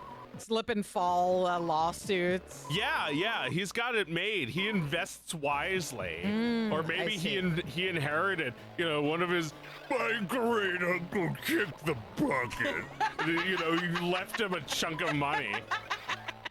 Like, Pete takes more for himself is what I think. Right. Goofy's a rube. He gladly parts with his money. $1 and a dream, Pete. I'll play the lottery. And it's like Pete's the one who makes, he makes wise investment choices. Yeah. Well, yeah, he only buys an RV that he's gonna be able to resell in a few years. He leaves the plastic on all the surfaces so he can sell it. Paints flames on it. Yeah. That's all right. You a question answered. Then. I suppose you're right. Yeah. He's also, he's a criminal in ways you can't imagine. So he's like blackmailing people for money. He's being the Grim Reaper, the part-time job. Why, it's you, Scrooge. Hey, look what it is. A videotape of you committing horrible acts. Right, Pete pretending to be scandalized by those acts. How could you do that to my wife? I'm telling, unless... Right. Pete's RV with an L-shaped couch and a cuck chair that sits right there where he can look at both angles of it. And he's just filming it for posterity. Yeah, for blackmail and posterity. It's like the Jennifer Lopez aunt. What's her name? Azteca? Azteca, yes. I remember these characters' names better than the ants, than the Bugs Life characters. Flick. Yeah. And then there's like Dim, and then there's like Heimlich. Heimlich. And then there's like Hopper. Oh yeah, and Hopper, I wanted to do a parody with that voice. It's like, Like, it's not about food. It's about keeping those puny ants in their place. Yeah, you should do something with Hopper. I mean, I listen to that movie a lot. My son listens to it on a drive. Well, he watches it. Yeah. But I listen to it behind my car seat. And I do think that Richard Kind is funny. He's good in that movie. He's just him. He's just himself. He's like, you're right. Okay, I won't tell you my idea. Good. All right, I'll tell you anyway. And then, like, he tells him, and then Hopper gets furious, and he immediately backs down. You're right. It was the guys. They put me up to it. The biggest fucking was so funny. What's that word you use? The Yiddish word. That's a chazer. A chazer. Just a guy who does nothing but show up and take, and like he takes up your attention and your He eats all the food at the party. Yeah, he eats everything at the food. He stuffs things into his pockets to eat later. It's like, this is a guy who just does nothing but take advantage. He's a chazer. It's like, oh, you don't know me? I'm your ex-wife's second cousin. It's like you have him show up as a supposed relative, and it's like this is his role that he plays, and you know, this is the funniest thing he does. Yeah, you know, he shouldn't be there. He's not really invited. No, he's Larry's cousin, which is hilarious because, you know, maybe he's not even really his cousin. He's just some guy who says he is. You show up to New York, you just call. Like, I won't have time to see you. I mean, it doesn't matter whether you can see me, you call. Like the worst thing Larry can think of. Yeah. Uncle Disgusting. I noticed you liked that tweet of mine. It's like, sometimes you just make really nasty fucking dinner. Uncle Disgusting.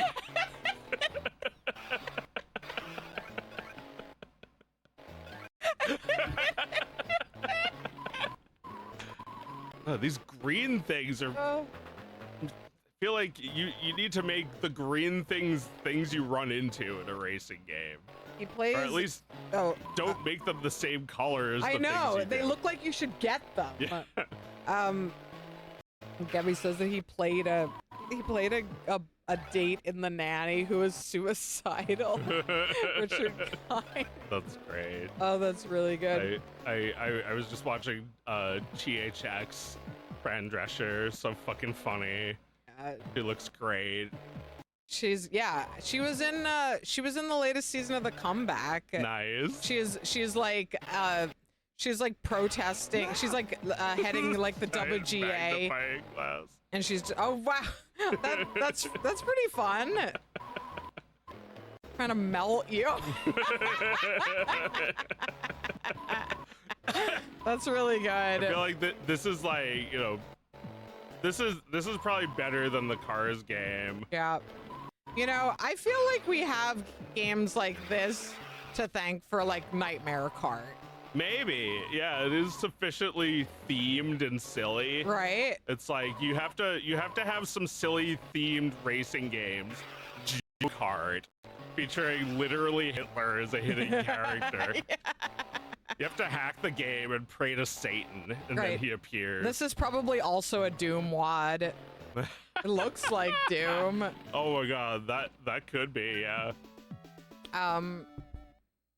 Yeah, she's president of SAG, and yeah, she was in The Comeback as a character who is she's playing herself, but she's basically saying like, Valerie, you're against this too, aren't you, about the AI? And Valerie's like, of course, and like she hasn't decided how she feels about it at all.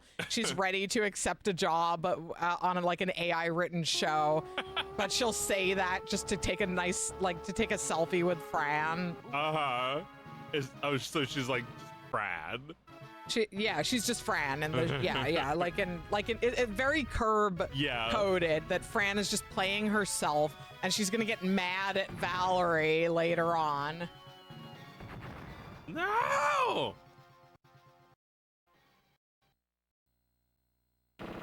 This is just like a war game with the Toy Story guys. Well, nobody owns these Green Army guys. Oh, They're so not. this is not anyone's- licensed? No, nobody like makes these and like has a monopoly on them. Oh. They just exist. They're like Santa Claus.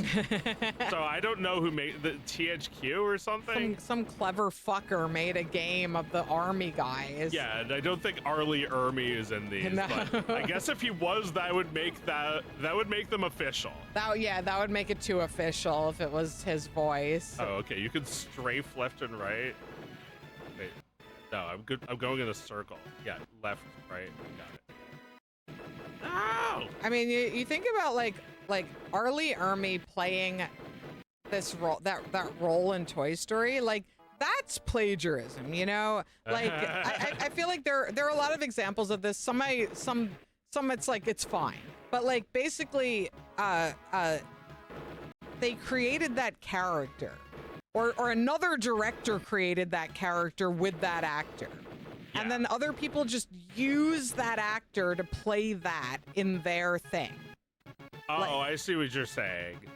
So yeah, but like, you know, it's like the Robin Williams doing both the genie and the bat from Fern Gully. Right, It's like, right. it's my voice. I can do whatever I want. Right, and it's still just the Robin Williams guy. Yeah. Like Jim Carrey's act that he's crafted over years. He'll just come Yeah. and play Yeah, that. can you for do the Ace Ventura thing, basically? Yeah. Yeah, I mean, like, you know, Tracy Morgan just played Tracy Jordan on 30 Rock. It's just his persona. Like Well, yeah, I mean, Arlie Ermy also created that character. He was the one who's like, it's like, you know, you're a drill sergeant. Can you give me a little drill sergeant? Yeah. It's like, move, move, move. It's like, holy shit. It's like, I'm really there in World War II. And it's like, yeah, like, they probably had a character, you know, let's make this Green Army guy a sergeant. Obviously, Arlie Ermy could voice him if we could get anyone we wanted. Yeah. And they got anyone they wanted. Yeah, they Tom got him. Hanks. yeah. They wanted Tom Hanks like they wanted the genie, and they made those animation tests with their voices. They wanted Tom Hanks for the genie? Oh, no, they wanted him for Woody. Oh, yeah. So they made, like, there's like an old Woody 3D model where it's just like from a Tom Hanks movie. I see. No. He's like, no, you're eating the car! Don't eat the car! No! It's like Turner and Hooch. It's like a dog. Right. Oh man, that's funny. Have anything else to talk about? This is not a Pixar game. No. But this is also plagiarism. They took the fucking Green Army, like the idea of making Green Army guys move like Right. this. Yeah, they no. totally just turned that into a game. Totally. And Pixar didn't sue their asses, or did they? I don't know. Good question. It doesn't seem like they did because, I mean, I don't remember hearing Well, about it. But Pixar you know- sued Uniracers. They sued. did. Was it Rare? No. Well, I think something like it was sorry, it was Rockstar. It was Rockstar. But like they used this character from a Kubrick movie, and they also used the carpet from a Kubrick movie in Sid's house. That's the carpet from The Shining. Oh. So like you have Lee Unkrich throwing these things in because he's a geek about that. Right. right. And you know, those are personal touches still to show that like I put in the thing from Family Guy. I do that. Yeah. Right. Well, yeah, when it's just one person thinking about what art means a lot to them and what they want to pay tribute to in their own work, that hits a little different from what ends up being like this massive corporate enterprise. Right. It's like don't throw in those Kubrick references now, because I don't think Lee Unkrich even works on them. Mm-hmm. It's not part of a formula. It was a moment. It was a rare moment. It's just like when you look at your old college pictures and see all these people who just like serendipitously got together once and forever, like a strike of lightning. Mm-hmm. Like, you gotta honor that for what it was, I think. Yeah. Stop trying to go back. You look back, darling. It distracts from the now. Yeah, speaking of undermining the original. Oh, here we go.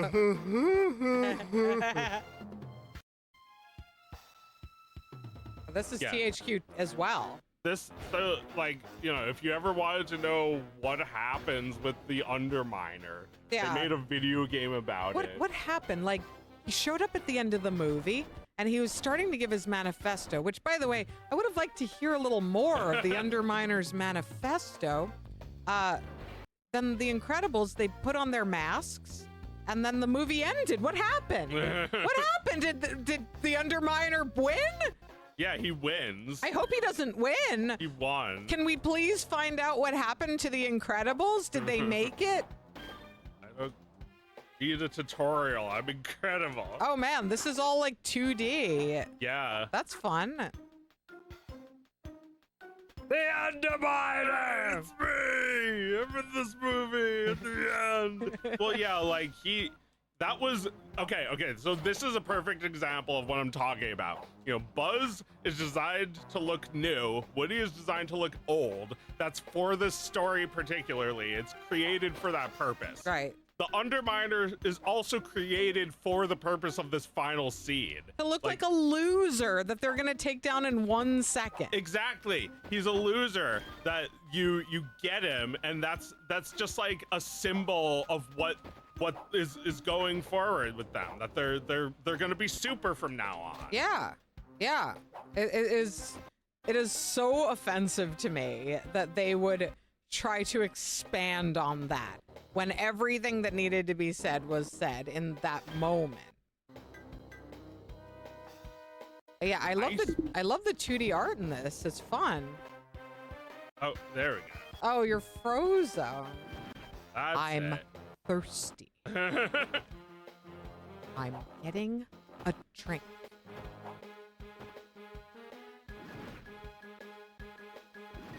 No! Just like Mega Man, but easier. What setting did you choose? Child? Just super. Uh-oh. I've never played this before. This looks so hard. Yeah, we're never gonna stop the Underminer. He's just gonna get away, I guess. This feels like it's already harder than the movie. Like beating Syndrome. It's fine. It was an optional coin mission. Although this is not very fun to aim these ice bolts and use this power. This sucks. No. Oh, he needs you a can do drink. that. He needs You a can drink. run. Oh, fun. Fun. That's fun. He needs water. Oh, he gets water from the air.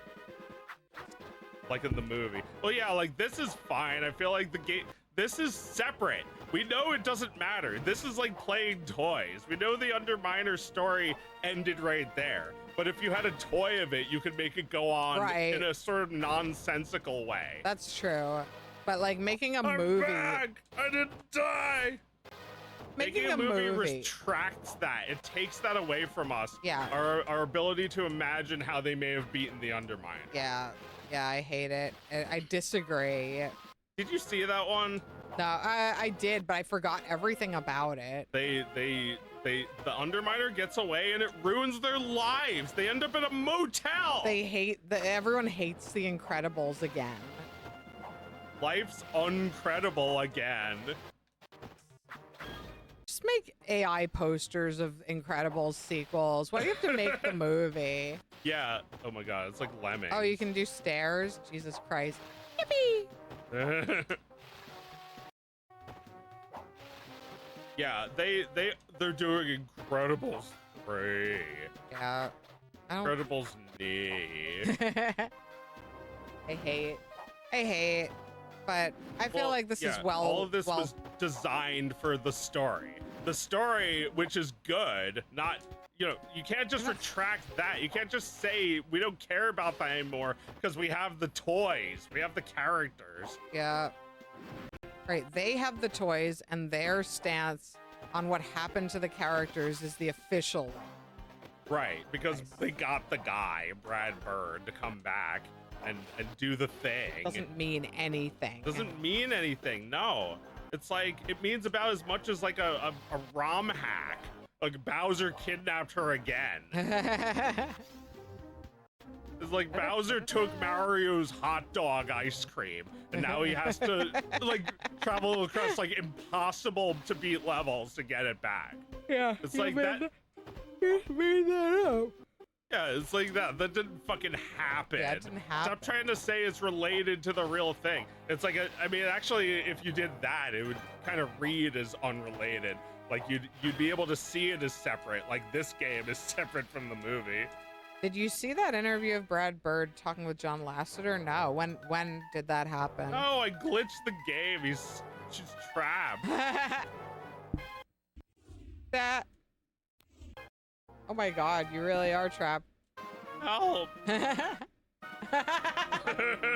We should Life's not so incredible now. take a photo of this and mail it to the developers and report it as a bug. I'll take a snapshot of So it. John Lasseter in conversation with Brad Bird. When did that happen? Was that years ago when they were both working for Pixar, or is that We're recent? talking about recent because like they're doing a movie together. Oh, they are.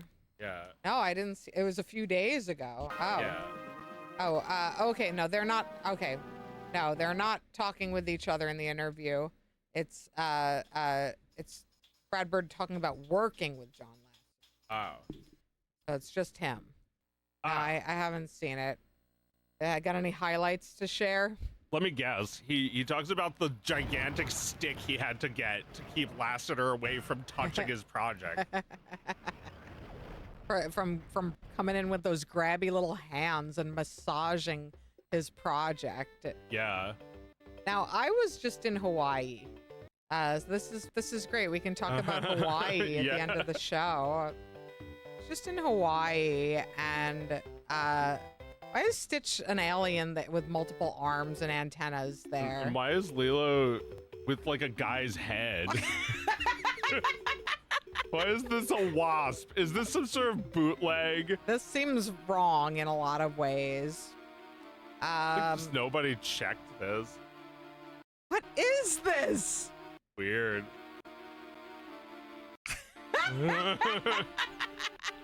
But yeah, how was Hawaii? Oh, it was wonderful. It was like she's like still smiling.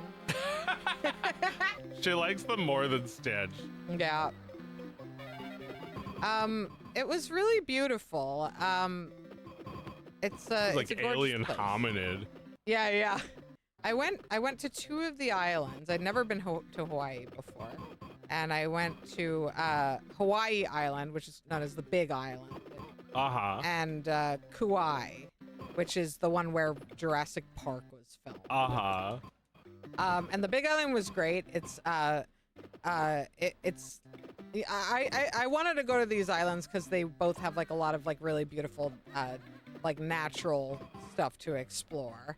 And the Big Island has an active volcano on it. It has the biggest active volcano like in the world. Uh-huh. And the ground there looks like chocolate world from Super Mario World. Uh-huh. Looks like chocolate land. It's delish. Like, Yum. because the ground is all made of volcanic rock.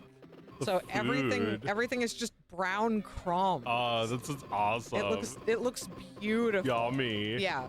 Delicious. It's like the ground in Metroid and like the Yes. red soil. Yes. There's no way that those game developers were not inspired by volcanic landscape. I guess if you're from Japan, you'd probably see that all the time. Yeah, right? totally. Yeah. But I'd See never food lad. Yeah, it looks like delicious food.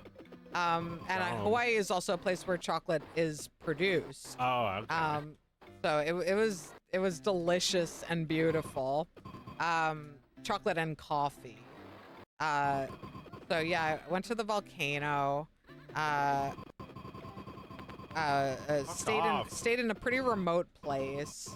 And just like, I lived that aloha life for a few days. Uh-huh. Cool. And then No! these drawings, man. And then Kauai was really, really beautiful, much smaller island. And honestly, I just fucking stayed on a resort on that island.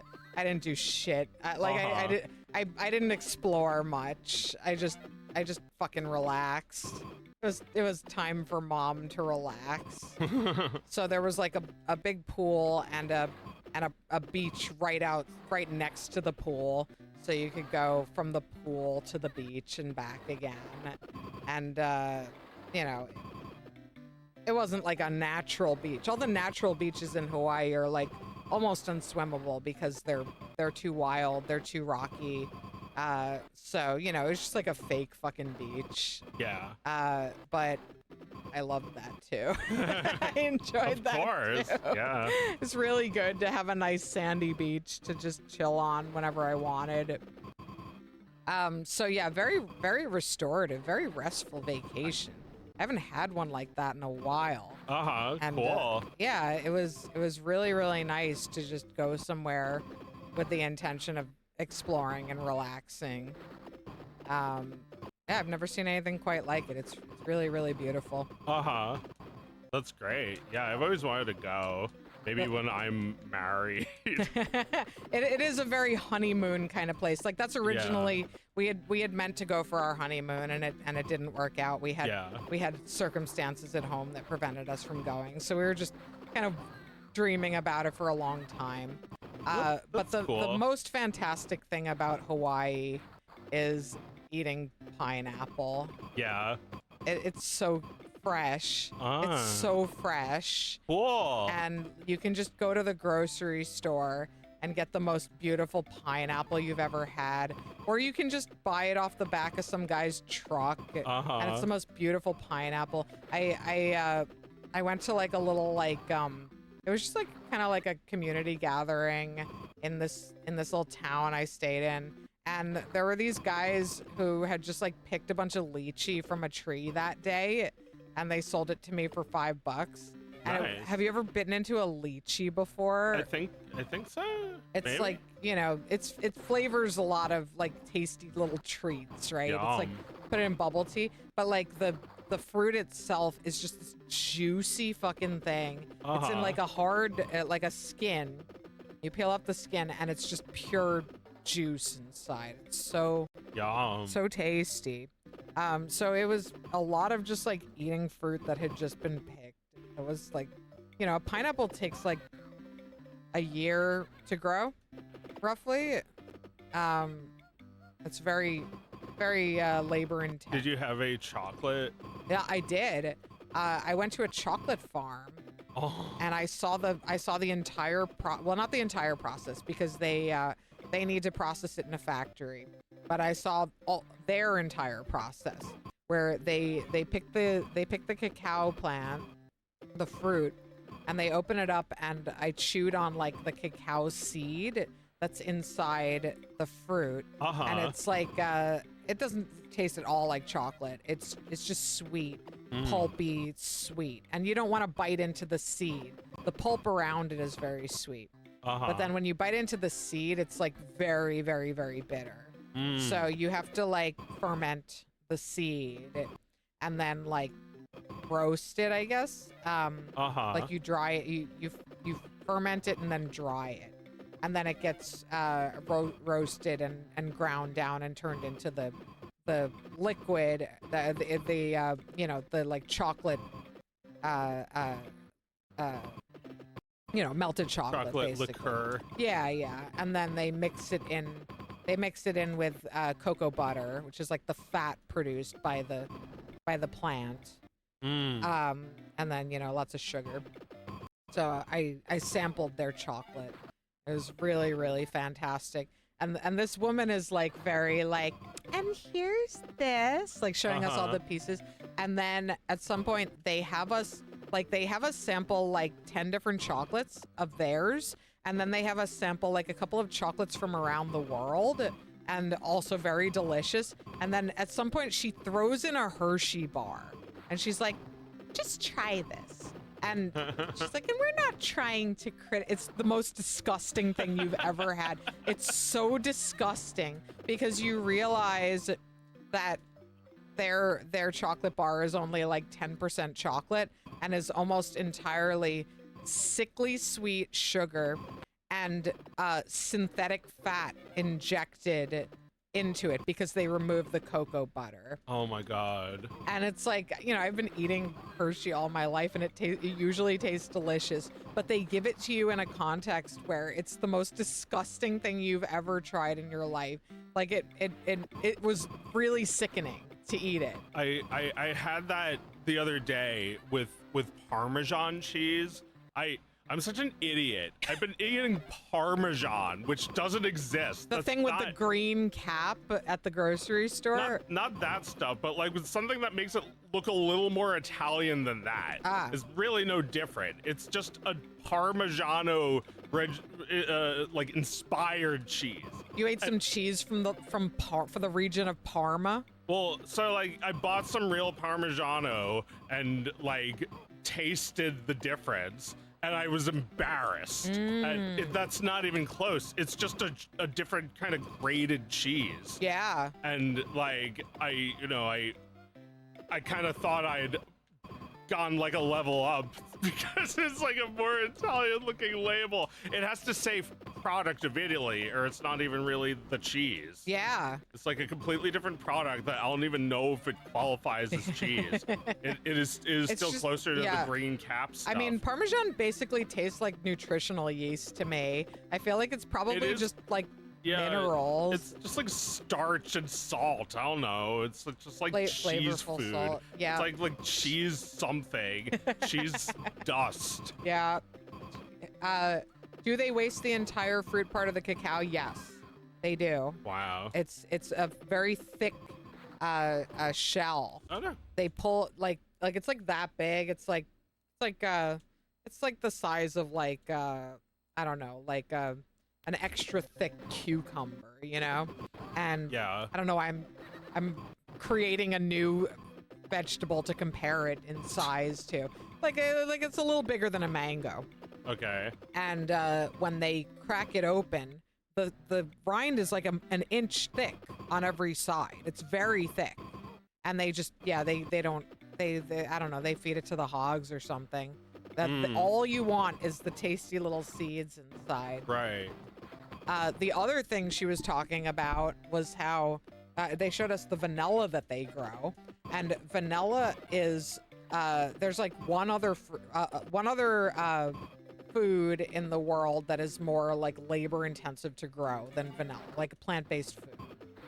Vanilla is so labor intensive because they grow it on a vine, and it produces teeny tiny little flowers that are so tiny that they don't have bees that can fertilize them.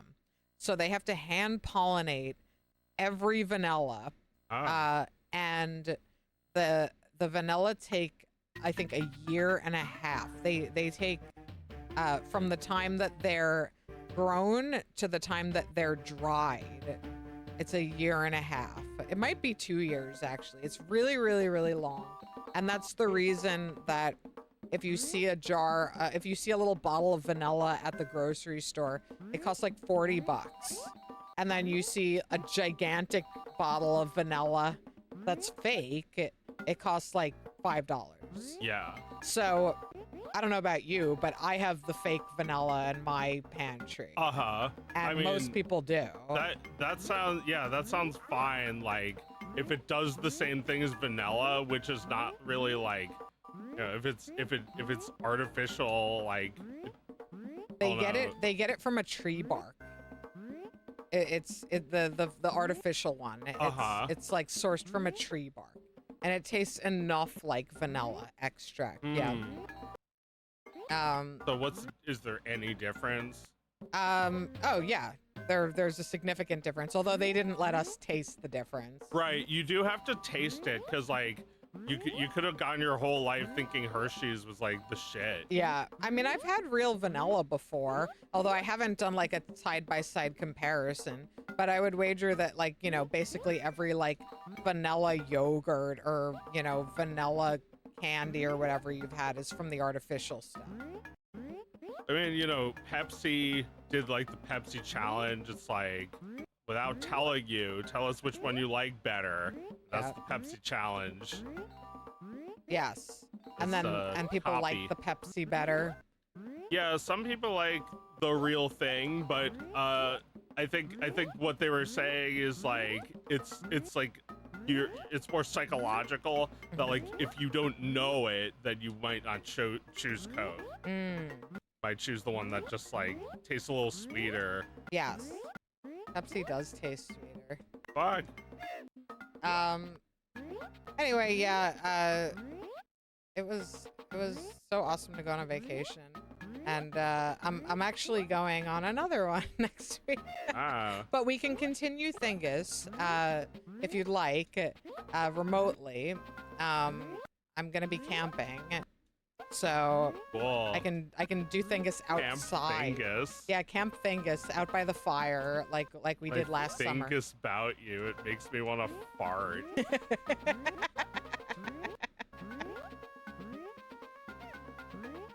You thought vanilla came from milk? That's funny. That's great. Yeah, because it's always paired with milk. White. Vanilla is considered plain ice cream, right? Right, but it sounds from you like actual vanilla takes a lot of work to get to. It's nothing plain about it. No. Can't replace it with a piece of paper that's white. Right, like vanilla is the word you use to describe things that are plain. Yeah, like you want to have vanilla sex? Yeah, exactly. So do you mean you want to have sex that is like extremely labor intensive and takes years to harvest? No, I just mean no chocolate tonight.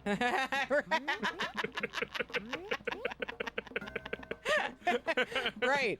It just Chocolate. means not chocolate. Like that's something that they called Mario ROM hacks, is if they're really just like special and like fuckus, they call them chocolate because it's not like a normal fuckus level. It's extra special with like new concepts being thrown at you. And Yeah, that's give me the chocolate. chocus. Chocolate because it's such a complex flavor.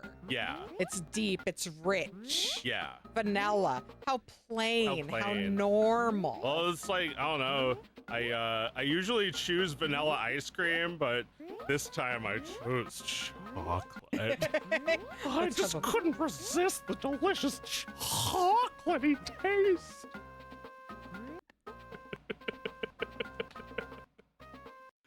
Oh. Okay, we're at 10:50. Any closing thoughts? Yeah, let's see. Did I write anything down? Chocolate M&Ms were plain. Yeah, I remember the brown M&Ms are plain. Chocolate flavored. Walmart gingerbread man. Okay, so there was like the Walmart fucking gingerbread man.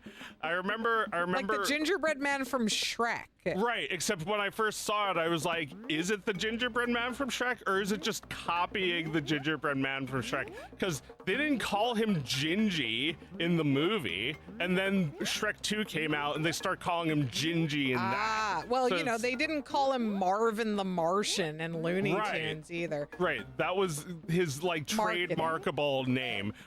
Like after Shrek was a big commercial success, Right, the and every gingerbread man- aspect of it could be copyrighted. The gingerbread man was a throwaway joke. Yeah. And then they just had something there forever. Yeah, for we should years. make him work at Walmart for some reason. This is weird. What a weird tie-in. Yeah. No, you're right. It was like, is that the gingerbread man from Shrek? It's like, no, I want a different one. It's like, but you're the same voice. Who cares? I can do what I want at Walmart. Right. They just took it. You're criticizing me for working at Walmart. Why don't you just leave me alone? I want my gumdrop butt. Gingy is just like a greeter at Walmart. Yeah, You know? It's he's just a greeter. It's a really lowly job for him. But you know, they'll give him a good job. Keep him off. I don't know. What's the name of that street that he's on? Drury Lane. Drury Lane. Yeah. Mulberry Street. Yeah. Drury Lane. Yeah. Yeah, keep him off the powdered sugar. He's in the new movie and he's got plastic surgery. Really? Well, he's got gumdrops for ass, like shaking his gumdrop ass. Oh, in he's Shrek's twerking. Yeah, I'm he's twerking now. Look, I'm all caked up. I don't know about that movie. I feel like it's like the Shrek moment has passed, but I don't know. We're all eager to make sure that Eddie Murphy's still alive, I guess. Well, the thing is that like Shrek was supposed to be a fuck you. Yeah. You know, Shrek was like, fuck all this stupid fucking shit. What if we made a movie about a character that no one wants? And it's like, you know, Shrek doesn't take itself as seriously as it probably should, but that was a good concept. That is, again, like the class struggle is Disney would never touch that. Yeah, they would never touch it. Not even let Pixar touch it. Right. Well, I mean, the thing about Shrek, and we've talked about this before, we're gonna go to bed in a second. Yeah. Is that like by the end of that movie, there is nothing that takes itself more seriously than Shrek. Like this movie that purports to make fun of all the stupid Disney sincerity. By the end of that movie, it's like, heard there was a sacred chord. Right? Like you've never seen anything. Yeah, like it's confused. That's something that about these movies that are confused. But they also are fun in a way that Disney doesn't really understand. Right, right. They do both. I like Shrek too. I think it's a fun movie. I think it's confused about its own message. Right. But otherwise it hits some of the notes right. Do you think there's a chance Please that the we'll Lord. love the new Shrek movie? No, maybe not. Probably not. I don't know. DreamWorks is occasionally better than Pixar. I feel like it could be better than Toy Story 5, which would be a miracle if they were to beat them at the fucking Oscars or something. Does Shrek come out this year? Probably. It might have been delayed actually. They I think the fuck you felt really real. I think that's something I worry about, that like they don't really mean it when they say fuck you to Disney now. They're in cahoots. Right. They're all the same conglomerate. They've ganged up. They made it so Pixar, DreamWorks could never form like an offshoot. Never create like a competing studio. Right. They crushed that. Disney bought them and crushed that. And then the wage fixing scandal, again, that crushes the employees' rights. The class solidarity that they never make a movie about. Right. The fuck you is to us. It's to us, yeah. Like, we want to also make $1 billion, so we're bringing back Shrek. Yeah. It's just like, fuck all of you fucking morons who no longer have consumer purchasing power. You are just required to pay for the thing that we made. Yeah. The government mandates it. Yeah, you're required.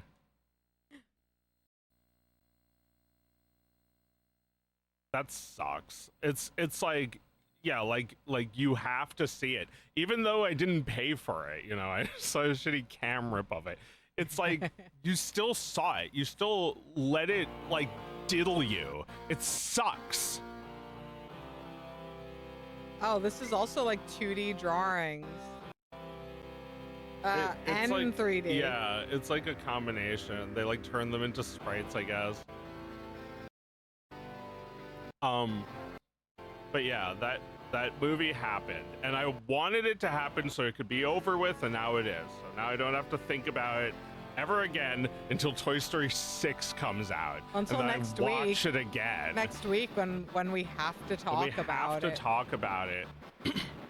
What a weird combination of styles this game employs. Toy Story 3 masterpiece.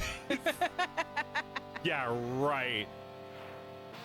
I'm so sick of hearing that, like, from videos that are just explaining something about the history of these movies. They have to mention that Toy Story 3 was a masterpiece. Something you never noticed about the original Toy Story movie. Did you know that Sid and Andy are two different kids? I never noticed. I never noticed I was 4. I was 4, yeah. I'm still 4. All right, let's call it a night. Yeah, I think next week I'm gonna be like in front of a campfire while we stream. So maybe we'll do some PC stuff next week or emulator Oh, stuff. your PC! Your wall! You're on your iPod!